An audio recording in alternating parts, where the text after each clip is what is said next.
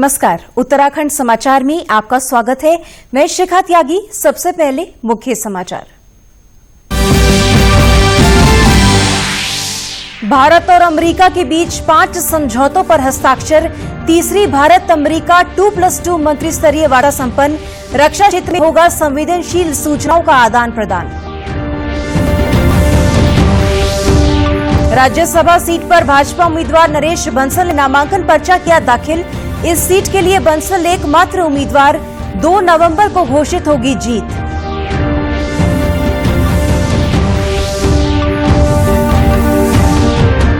मुख्यमंत्री त्रिवेंद्र सिंह रावत करेंगे मंत्रियों के विभागों की समीक्षा। विकास कार्यों और भावी कार्य योजना का मांगा ब्यौरा। अधिकारियों को जवाबदेह बनाने की कवायद। और उत्तराखंड वन विभाग मुख्यालय में ई ऑफिस कार्य प्रणाली की शुरुआत।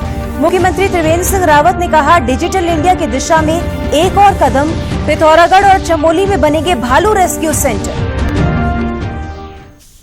अब समाचार विस्तार से। भारत और अमेरिका के बीच तीसरी 2+2 मंत्री स्तरीय वार्ता आज नई दिल्ली के हैदराबाद हाउस में हुई।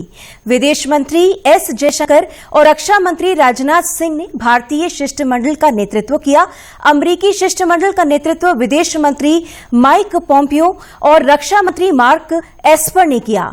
भारत और अमेरिका ने आज 5 समझौतों पर हस्ताक्षर किए। वार्ता के बाद रक्षा मंत्री राजनाथ सिंह ने संवाददाताओं को बताया कि रक्षा उद्योग क्षेत्र में सार्थक और उपयोगी विचार विमर्श हुआ। उन्होंने कहा कि दोनों देशों की सेना के बीच सहयोग तेजी से बढ़ रहा है। रक्षा मंत्री ने कहा कि वार्ता के दौरान भारतीय रक्षा उद्योगों की क्षमताओं की जानकारी अमेरिकी शिष्टमंडल को दी गई।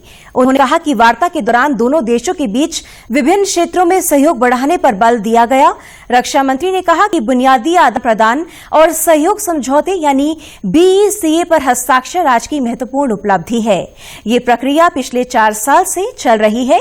इसका उद्देश्य दोनों देशों की सेना और रक्षा क्षेत्र में संवेदनशील सूचनाओं का आदान प्रदान करना है। We continued our discussions on larger regional and global perspective today over the 2+2. Signing the BECA today, after signing the LEMOA in 2016 and COMCASA in 2018, is a significant achievement in that direction. Recent initiative of Atmanirbhar Bharat in defense sector was underlined as a key driver and a guiding factor of our defense industrial cooperation. I highlighted the capabilities of Indian defense industry and their usefulness in the supply chain of major US platforms and systems. वहीं America के विदेश मंत्री Mike Pompeo ने चीन की बढ़ती आक्रामकता के संदर्भ में विश्वास दिलाया कि अमेरिका भारत की संप्रभुता की रक्षा में हमेशा साथ रहेगा। This morning, we visited the National War Memorial to honor the brave men and women of the Indian Armed Forces who have sacrificed for the world's largest democracy, including 20 that were killed by the PLA forces in the Galwan Valley in June. The United States will stand with the people of India as they confront threats to their sovereignty and to their liberty. Uttarakhand से राज्यसभा की एक seat के लिए होने जा रहे चुनाव के लिए भाजपा प्रत्याशी नरेश बंसल ने आज नामांकन पर्चा दाखिल किया। राज्यसभा के लिए कांग्रेस ने भाजपा को वॉकओवर दे दिया है। इसके साथ ही नरेश बंसल की जीत तय मानी जा रही है। राज्यसभा चुनाव के निर्वाचन अधिकारी मुकेश सिंघल ने बताया कि एक ही नामांकन दाखिल होने से नामांकन पत्रों की जांच के बाद 2 नवंबर को प्रत्याशी को प्रमाण पत्र दे दिया जाएगा। आज नामांकन की अंतिम तिथि को श्री नरेश बंसल जी बीजेपी की ओर से उन्होंने नाम निर्देशन दाखिल किया है।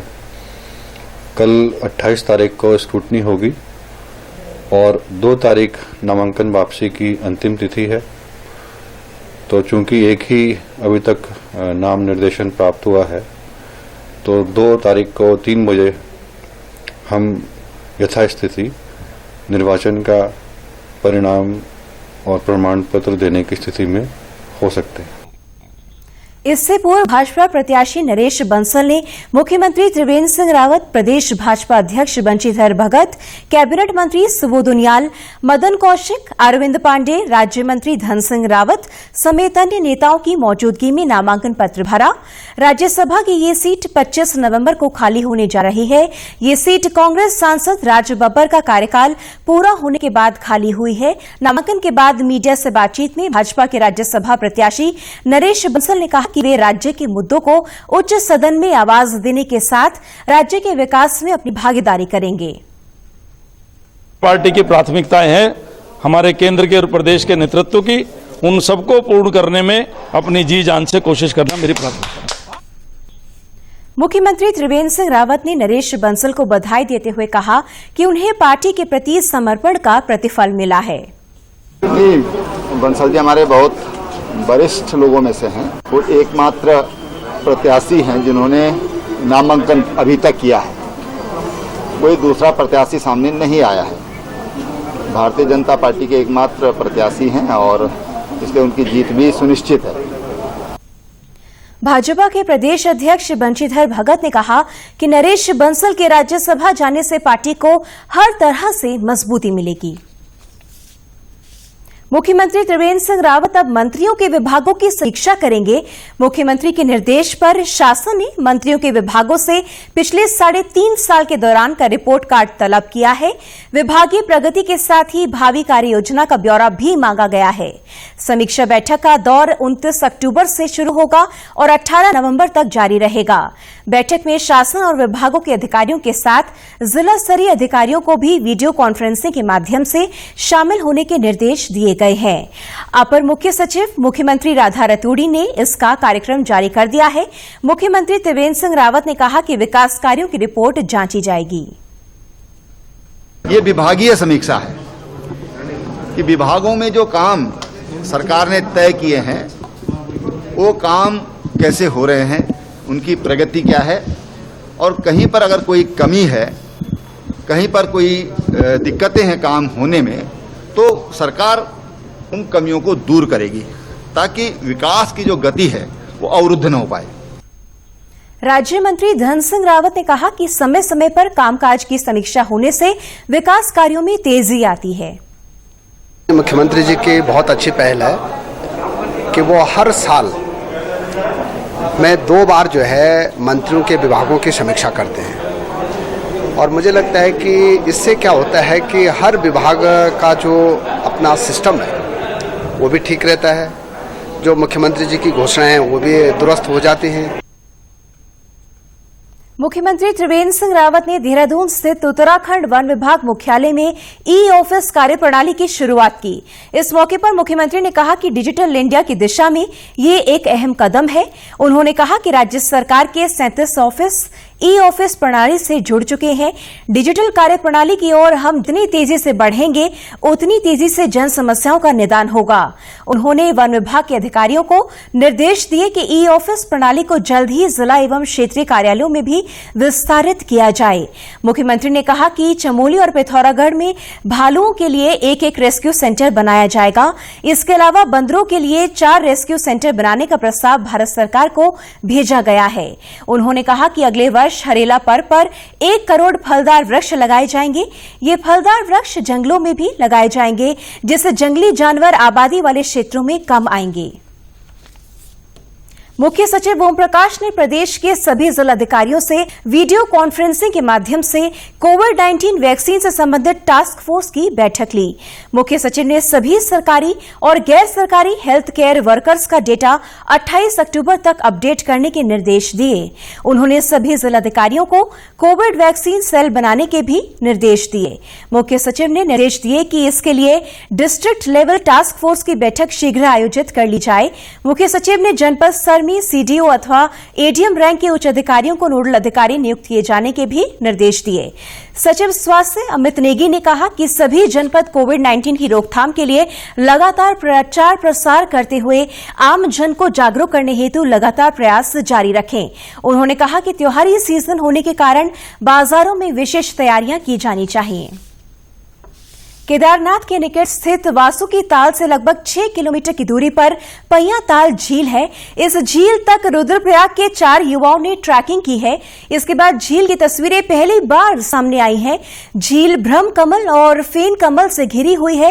रुद्रप्रयाग के शिवपुरी गांव के 4 युवा वासुकी ताल ट्रैक पर गए थे, जहां से एक बाबा के माध्यम से उन्हें पैया ताल की जानकारी मिली।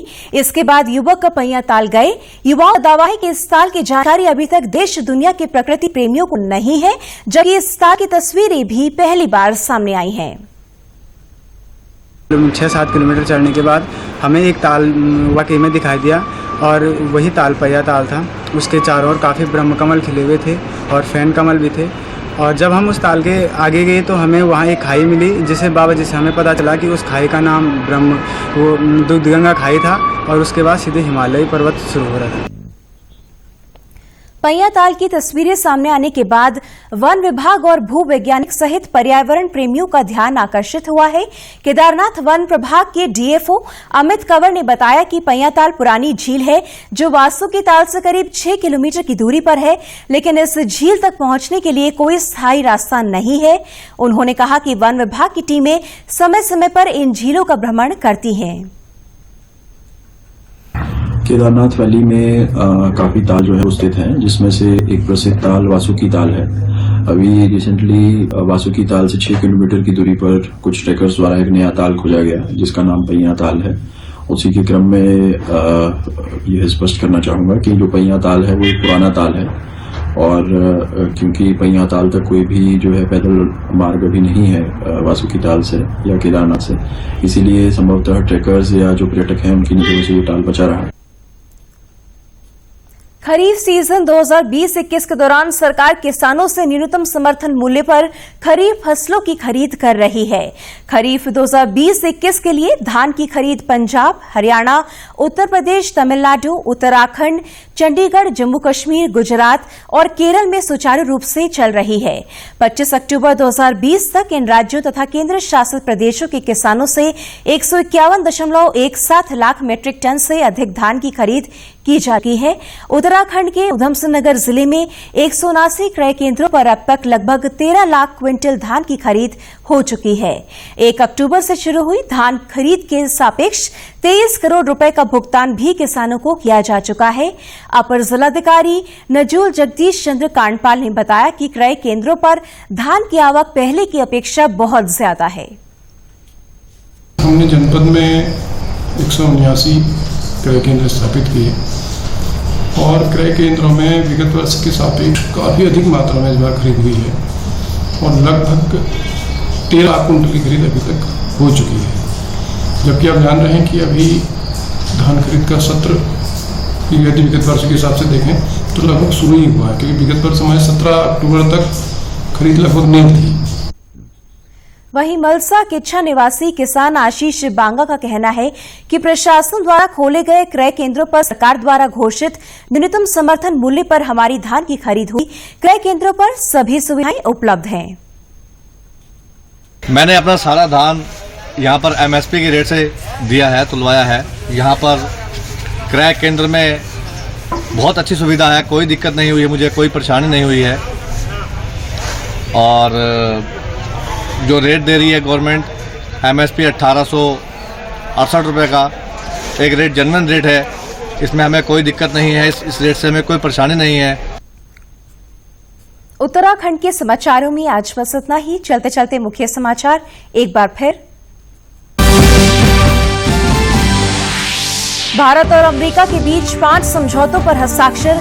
तीसरी भारत अमेरिका 2+2 मंत्री स्तरीय वार्ता संपन्न। रक्षा क्षेत्र में होगा संवेदनशील सूचनाओं का आदान प्रदान।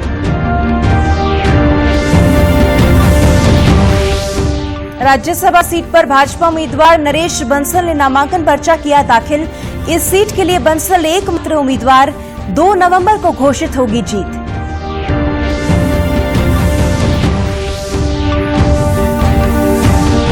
मुख्यमंत्री त्रिवेंद्र सिंह रावत करेंगे मंत्रियों के विभागों की समीक्षा। विकास कार्यों और भावी कार्य योजना का मांगा ब्यौरा। अधिकारियों को जवाबदेह बनाने की कवायद।